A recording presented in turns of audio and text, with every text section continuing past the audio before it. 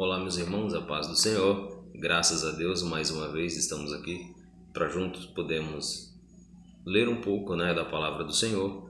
E dessa vez, a nossa lição de número 4. Os irmãos que não acompanharam as outras, aí no canal tem as outras 3 lições passadas e os irmãos podem estar acompanhando para estar atualizado, para chegar agora nessa lição de número 4 e acompanhar dentro de todo o assunto. A nossa lição desse trimestre está no livro de Efésios, na carta aos Efésios. Então os irmãos vão lendo para acompanhar o tema, tudo certinho, e se manter atualizado. A nossa lição de hoje é a número 4, o título é A Iluminação Espiritual do Crente. O nosso texto áureo está em Efésios, no capítulo 1 e no versículo 1, que diz: para que o Deus, o nosso Senhor, Jesus Cristo, o Pai da Glória, vos dê em seu conhecimento o espírito de sabedoria e revelação. A verdade prática é a vocação do crente inclui a herança de preciosas riquezas conferidas aos eleitos pela grandeza do poder de Deus. A nossa leitora bíblica em classe está em Efésios, do capítulo 1, versículo 15 até o 23. Eu não vou ler para tentar dar o máximo, da encurtada no vídeo, mas os irmãos podem acompanhar em casa. Efésios, no capítulo 1, do verso 15 ao 23, porque os vídeos têm ficado meio grande, mais de meia hora, então fica ruim para os irmãos lerem e pararem para ver.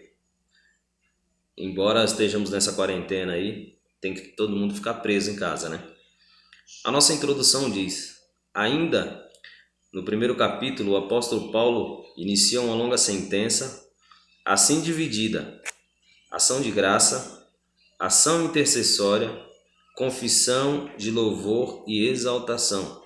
São 3 tópicos que nós vamos acompanhar. E nessa sentença somos exortados a louvar o Senhor pela nossa eleição.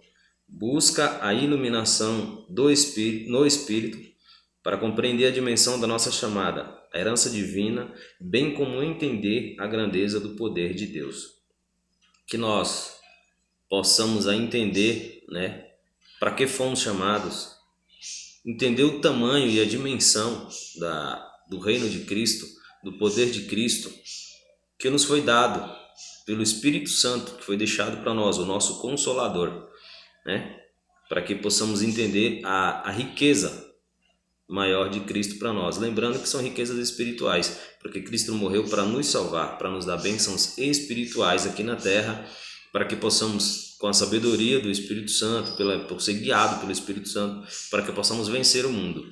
Lembrando que quem quer riquezas materiais, que estude, que se qualifique, que façam cursos e que corra atrás, porque a morte de Cristo para nós é vida futura, vida vindoura, que é a nova Jerusalém, o nosso novo céu. O primeiro tópico é a esperança da vocação e as riquezas da glória de Deus. O apóstolo ensina que os salvos precisam ser iluminados para compreender quais são as esperanças da vocação e as riquezas da glória de Deus. Primeiro tópico, a esperança e a vocação. Ação de graças e intercessão. O apóstolo se alegra em dar graças a Deus pela vida dos eleitos e por todas as bênçãos espirituais recebidas, tais como a eleição e a predestinação, a filiação e o dom do Espírito Santo. Paulo, ele se alegra em dar graças a Deus pela vida dos irmãos, pela vida dos santos. Ele dá graças a Deus pela vida dos eleitos. E muitas vezes os irmãos têm orado por nós. Tem irmãos que oram por todos da igreja, por todos os conhecidos. Muitas vezes nós somos livrados de alguns acidentes, algumas setas que o diabo consegue ou quer jogar em nós, mas nós somos livres e livrados pelo poder de Cristo, mas através da oração intercessória dos irmãos, pela ação de graça da nossa vida. Alguns irmãos dão graças a Deus pela nossa vida. E isso que Paulo faz, ele dá graças a Deus pela vida dos eleitos, e nós devemos fazer isso sempre nas nossas orações, é dar graças a Deus pela vida dos irmãos que são salvos em Cristo Jesus. Também pelas bênçãos espirituais que nós recebemos. Quais são as bênçãos espirituais? O que Cristo nos dá? São os dons espirituais que são acrescentados para nos ajudar, nos compreender e fortalecer a carreira espiritual de cada crente. Então nós temos que dar graças a Deus pela vida de cada um, pela nossa predestinação. O que é? A nossa eleição e predestinação. A revista passada, o domingo passado, a aula foi sobre predestinação. Então os irmãos acompanhem lá para não entrar aqui e se estender muito o assunto. Por fim, ele intercede para que seja concedida aos eleitos, aos seus eleitores, o espírito de sabedoria e revelação. Eu grifei até aqui, espírito de sabedoria e revelação. O Espírito Santo ele nos ajuda a discernirmos as coisas espirituais, as coisas que são de Deus e as que não são de Deus. Embora, nos últimos tempos, pelo desespero, pela falta até de sabedoria de alguns, tem corrido atrás de revelamento e não revelações. Tem algumas igrejas por aí que tem, no final do culto, o momento de revelação, né? Que todos os cultos começam a revelar, revela isso, revela aquilo, e eu costumo dizer que não são revelações, são revelamento. Como também tem profetas, profecias e profetada, né? Então tem que ter uma sabedoria, tem que entender direito, que é o que Paulo faz. E nas orações e na carta que ele faz aqui para os irmãos, ele diz, olha, que os mesmos tenham o espírito de sabedoria e da revelação, que possa mostrar o que é uma revelação e um revelamento. O revelamento são aqueles que é sem fundamento. Alguém chega numa igreja lotada e diz, olha, Deus mandou dizer que aqui tem alguém que está desempregado e está procurando emprego e que vai arrumar um emprego essa semana. Isso é fácil. Uma igreja com 100, 150 pessoas, isso aí é fácil de se lançar uma profecia dessa e ficar tranquilo. Isso é revelamento e não é revelação. Revelação é quando Deus chama a pessoa pelo nome e diz, olha, aconteceu isso e isso e vai ser dessa forma. E a pessoa volta para contar a bênção, porque isso é revelação. É o espírito de sabedoria e revelação. Então temos que tomar muito cuidado, e até Paulo faz essa oração para os irmãos, que Deus dê esse espírito de sabedoria e revelação. A mesma oração é fácil, que Deus te dê sempre o espírito da sabedoria e da revelação, porque a primeira coisa que ele pede é a sabedoria antes da revelação. A sabedoria vem antes da revelação. Eu aprendi e ouvi uma vez um rapaz que ia para a guerra, um soldado, ele disse que a inteligência, a cabeça dele era um guerreiro mais hábil do que as armas que ele carregava. Então nós temos que carregar a sabedoria antes da revelação.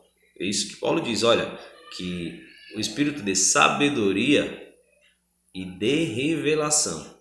Primeiro tem a sabedoria, busque a sabedoria, dando graças a Deus pela vida dos eleitos em Cristo, e que Cristo sempre possa dar a ele a sabedoria. Não adianta você só dizer, olha, Deus, livra ele e guarda, mas que ele viva uma vida avança em sabedoria, não vai adiantar muita coisa, ele não vai saber discernir as coisas de Cristo e a do mundo, o caminho certo e o caminho que é enganoso. Segundo tópico, a esperança e a vocação. Isso mesmo, a esperança e a vocação. Em sua petição a Deus, Paulo intercede para que o Espírito Santo ilumine os crentes a fim de saberem qual seja a esperança da sua vocação. O que é vocação? Irmão, eu vou te dar um exemplo que na sua casa deva ter. Toda casa tem 1, 2 crianças. E tem criança que ela gosta mais de ler, tem criança que gosta mais de cantar. E às vezes nós brincamos com a criança que gosta de ler, não é? Diz, olha, esse vai ser um pregador. E aquele que costuma andar cantarolando na casa, nós costumamos dizer, olha, esse vai ser um levita, esse vai ser um cantor, esse vai cantar para a glória de Deus. Isso é uma vocação. Vocação é uma tendência, é aquilo que te puxa, que você sente que está mais apto a fazer.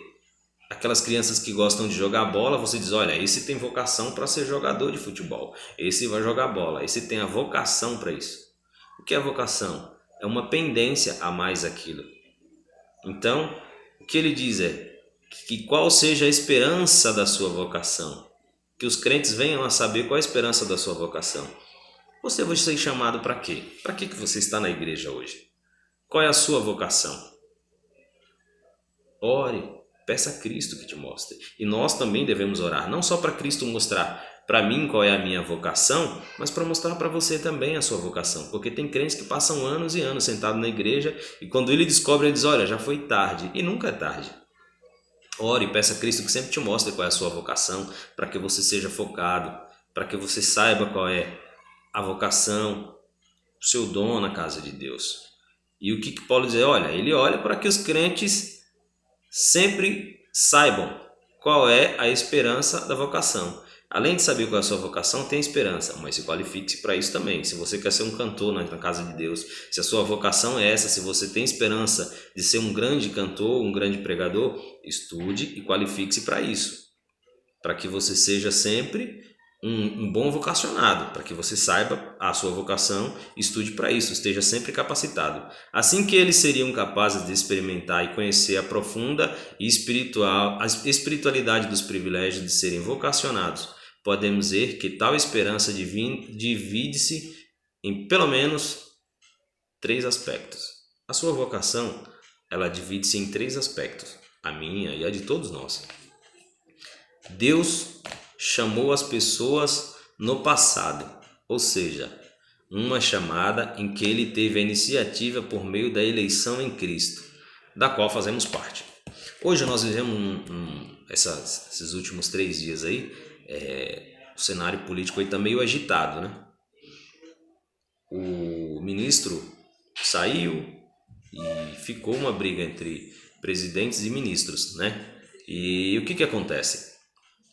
O presidente ele está lá porque ele foi eleito.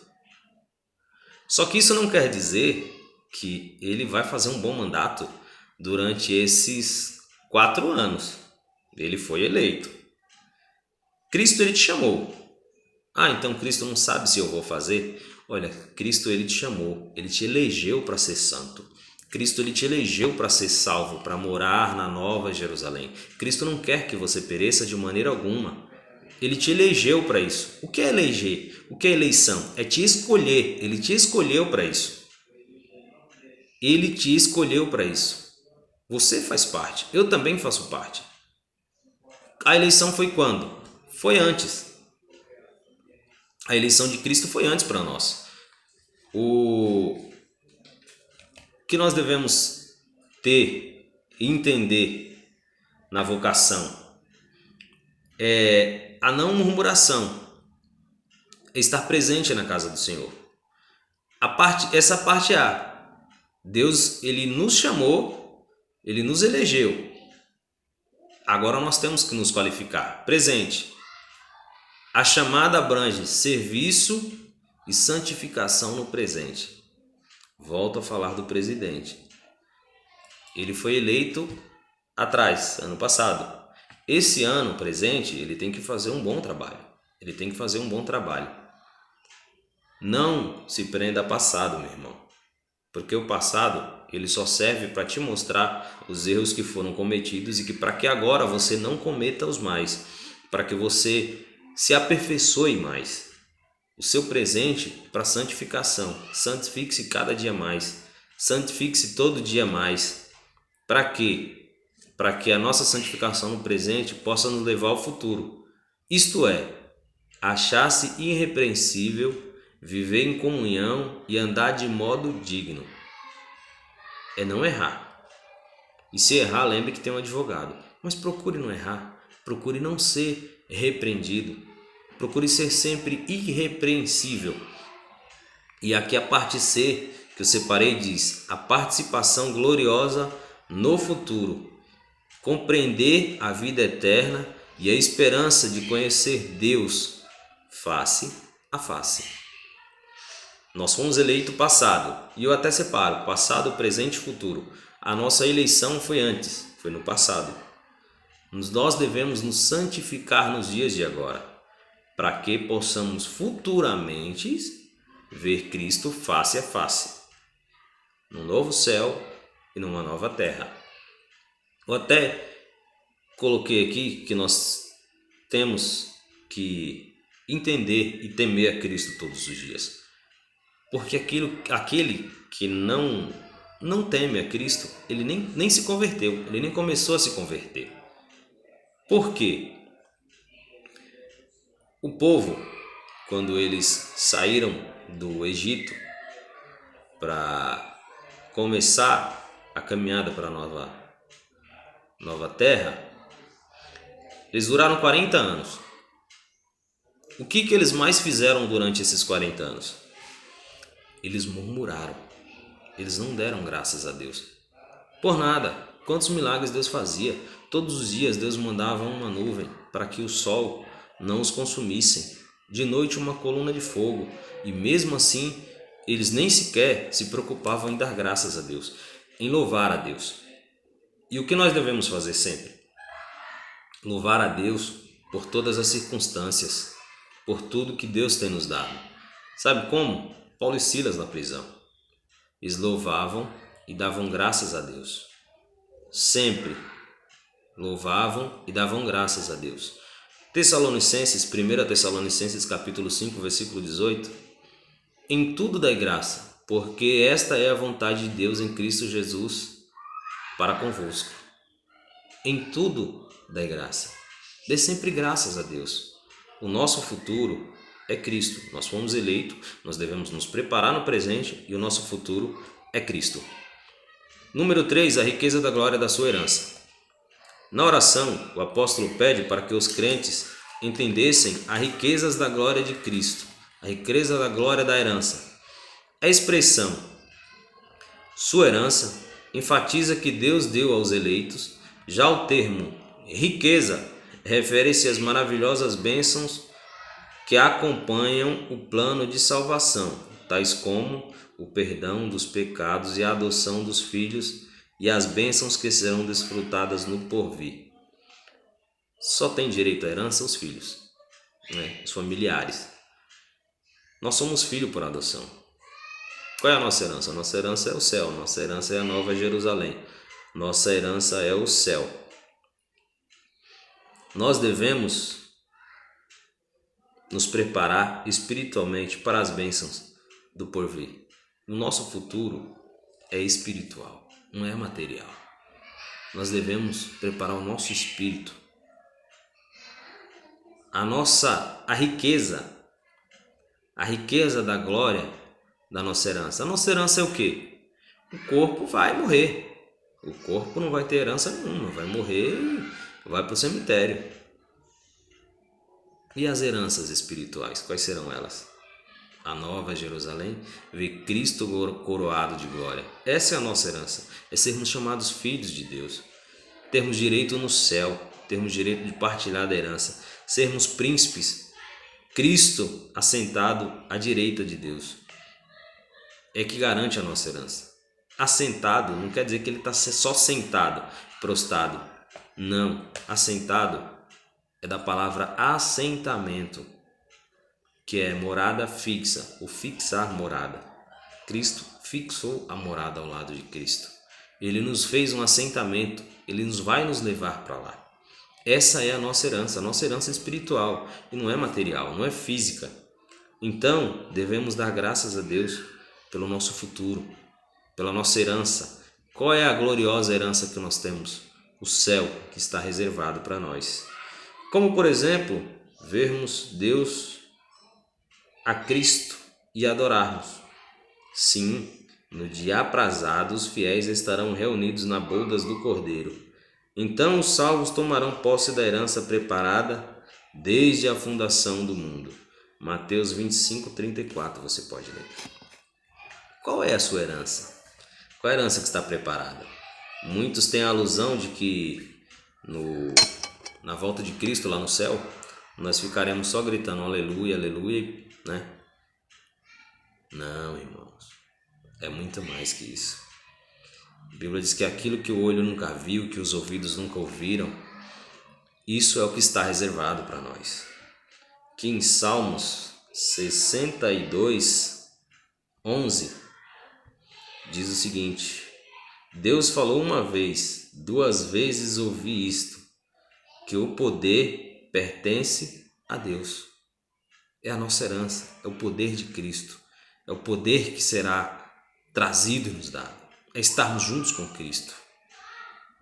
Tópico de número 2, sobre a excelente grandeza e a força do poder divino. O poder divino é imensurável e nada pode detê-lo. Em sua carta, Paulo se esmera de esforço a traduzir a grandiosidade e eficácia desse poder que opera em favor dos crentes. Sim, no dia aprazível os fiéis estarão reunidos na bodas do Cordeiro, então os salvos tomarão posse da herança. Primeiro, sobre a excelente grandeza do seu poder. Sobre excelência do seu poder. O apóstolo orou para que os salvos pudessem entender a sobreexcelência da grandeza de Deus e perceba que a palavra sobreexcelente é traduzida do grego hyperbalo, que na forma adjetiva significa extraordinário. Já a expressão seguinte, megetos, que significa grandeza, objetiva enaltecer a magnitude do poder de Deus, que em tudo sobrepuja. O termo dunamis, aqui traduzido por poder, indica feitos miraculosos que requerem força fora de medida. Logo, a repetição desses termos indica que apenas o maior de todos os poderes é capaz de realizar a transformação e a salvação do homem. 2 Pedro capítulo 1, versículo 4. E que somente um poder tão grande assim pode operar e concretizar as bênçãos inclusas na esperança e na vocação das riquezas da herança. A sobreexcelência do poder de Deus. Quem pode medir o poder de Deus? Quem pode? Paulo se esforça para que os crentes possam entender o poder de Cristo, para que possam pelo menos chegar perto de entender o poder de Cristo, para que eles entendam que a transformação maior, que Cristo muda tudo. Cristo muda o homem, essa é a maior transformação. Ninguém pode mudar um homem, nada, nenhum tratamento psicológico, nem nada. De tal forma que Cristo muda, Cristo transforma. Cristo, além de transformar na forma física, de livrar o homem dos pecados, tirar do pecado, tirar dos vícios, tirar das drogas, Cristo ainda garante a salvação para ele. Cristo muda o físico e também o espiritual, e ninguém consegue fazer essas coisas além de Cristo. O poder da sobreexcelência e grandeza de Cristo, o poder de Cristo está sobre todos os poderes. Cristo, ele muda tudo. Cristo muda o poder e a força. Se nós crermos, Deus faz coisas maiores por nós. Mas nós temos que orar e pedir para Deus fazer isso. Por quê? Porque a minha visão, Cristo, ele mais reage às nossas orações e depois ele age. Cristo nunca age para depois reagirmos. Não, primeiro ele reage à nossa ação. Nós temos que ter ação. Nós começamos a orar, nós pedimos a Cristo e ele vai reagindo aos poucos, ele vai nos mostrando. Até porque também nenhum ser humano é capaz de entender de forma rápida e precisa o tamanho e o poder de Cristo. Então o que Paulo faz aqui? Ele ora para que todos os salvos possam entender a sobremaneira de Cristo, o poder de Cristo, a excelência do poder de Cristo, o poder extraordinário que Cristo tem. Número 2, diz a força do poder divino. Na sentença, segunda a operação da força do seu poder. Efésios capítulo 1, versículo 19. E o apóstolo faz uso de 3 vocábulos gregos concorrentes entre si. Primeiro, a palavra operação, que é a tradução de energeia. Também significa eficácia, sinalizando a ideia de poder em atividade. Poder em atividade. A força do poder divino. Ele muda tudo, meu irmão. Ele faz o possível e o impossível. Deus, ele pega o que nós não podemos fazer, ele faz o que nós não entendemos E assim sendo, a ressurreição de Jesus a garantia de sermos ressuscitados. 1 Tessalonicenses, capítulo 4, versículo 14. Ninguém consegue ressuscitar ninguém, a não ser Cristo. Cristo venceu a morte. Que poder maior é esse? Que poder tão grande é esse? Né? O poder. Ninguém tem esse poder. O nosso Jesus tem. Revela o poder potencial que é inerente na sua natureza divina e opera em favor dos que creem. Para aprofundar essa impressionante descrição, Paulo apresenta 3 exemplos irrefutáveis da força desse poder. A ressurreição de Cristo, isso é incontestável. Cristo ressuscitou dentre os mortos. A sua ascensão à direita de Deus, ele subiu à direita de Deus. E a elevação acima de todos os domínios. Cristo está acima de todos. Cristo é acima de todos. Número 3. Cristo, nosso exemplo de exaltação. 1 João 13,15. Deixa eu achar aqui, ler rapidinho aqui. João 13,15. João 13,15. Achei. Capítulo 13, verso de número 15. Porque eu vos deixei um exemplo para que, como eu vos fiz, façai-vos também. Que ninguém é um servo maior do que o Senhor, e ninguém enviou maior do que aquele que o enviou. Deus é o maior exemplo. Ninguém é um servo tão maior. Não existe. Todos nós somos servos. Cristo é o maioral. Cristo é o maior de todos. Cristo, o nosso exemplo de exaltação. Nesse ponto, veremos 3 aspectos de exaltação em Cristo e atestamos a grandiosidade do poder disponível também aos crentes. Agora veremos que esse poder também está acessível a nós, está disponível a nós. Cristo, as primícias dos que dormem, ou o primeiro dos que dormem. 1 Coríntios 15, 14 fala sobre a ressurreição. Ele foi o primeiro a vencer a morte. Ele foi o primeiro a ressuscitar da morte. Morreram e levaram e ele ressuscitou. Cristo ressuscitou dos mortos e subiu aos céus. Não existe corpo de Cristo. Morreu e ressuscitou. Lázaro morreu, ressuscitou e depois morreu novamente. Teve um corpo de Lázaro. Cristo não teve corpo. Morreu, ressuscitou e assim subiu aos céus. Cristo foi a primícia de tudo. Paulo enfatiza que o poder de Deus se manifestou em Cristo ressuscitando dos mortos. De fato, o Novo Testamento descreve a ressurreição de Jesus Cristo como uma obra e poder de Deus Pai. Ele fez toda essa obra. A ressurgida entre os mortos, Cristo foi feito a primícia dos que dormem. Assim, sendo a ressurreição de Jesus a garantia de sermos ressuscitados. Nós seremos ressuscitados. Ele fez isso e ele falou que já trata-se da volta do Filho de Deus. Todos os que dormem serão ressuscitados primeiro para sermos julgados com Cristo. Ou seja, nós seremos, ainda se Cristo voltar hoje, não terei que ressuscitar, estou vivo, serei transformado. Mas os que já se foram serão ressuscitados, serão julgados em vida. Ao ressurgir dentre os mortos, Cristo foi a primícia dos que dormem. O mesmo poder que ressuscitou a Cristo está disponível também aos salvos. Desse modo, os crentes vencerão a morte e se erguerão gloriosamente dos seus sepulcros para reinarem com Cristo eternamente. Filipenses capítulo 3, versículo 20 e 21. Pode conferir lá. Nós ressuscitaremos e seremos transformados para nos encontrarmos com Cristo. Tópico número 2. Elevado à direita de Deus. Paulo reforça o poder de Cristo quanto à elevação de Cristo ao ponto à sua direita nos céus. Aqui está em foco a ascensão de Cristo para referente às promessas. O grau de exaltação e a posição de honra de completo triunfo sobre o pecado que Cristo é colocado, é como eu falei aos irmãos, a ascensão, a colocação, e quando a Bíblia refere-se que Cristo está assentado, nos dá a direita de estar a ideia de estar fixo do lado de Deus. ele tem morada ao lado direito de Cristo.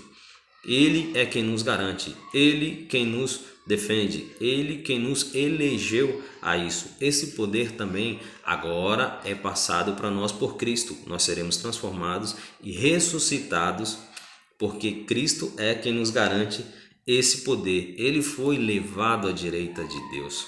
Todos os anjos, todos os mártires que morreram, ninguém foi levado, a não ser Cristo. Cristo está lá. Ele é quem garante a nossa ida, a nossa salvação, a nossa ascensão.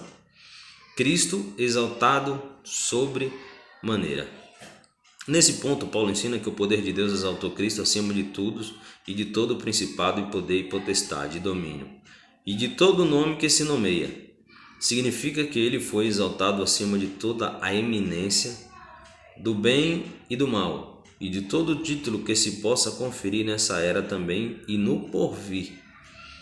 Cristo, ele foi dado um nome sobre todo nome, do passado, do presente, e ainda que venha alguém no porvir, ninguém será tão grande como Cristo. Ninguém. Igual a Cristo, só Cristo quando ele voltar para nos arrebatar. Foi dado um nome sobre todo nome. Foi dado todo o poder. O resultado desse triunfo traz duplo benefício para a igreja. Primeiro, Deus fez Cristo a cabeça da igreja. E segundo, que Deus designou a igreja para ser a expressão plena de Cristo. Isso significa que nenhum poder pode prevalecer contra a igreja do Senhor.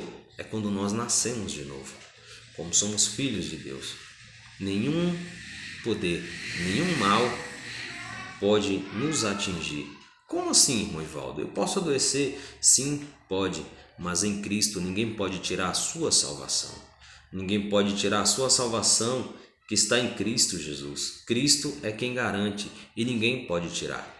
Eles podem tirar a minha vida, mas a minha salvação ninguém vai tirar. A minha salvação quem garante é Cristo.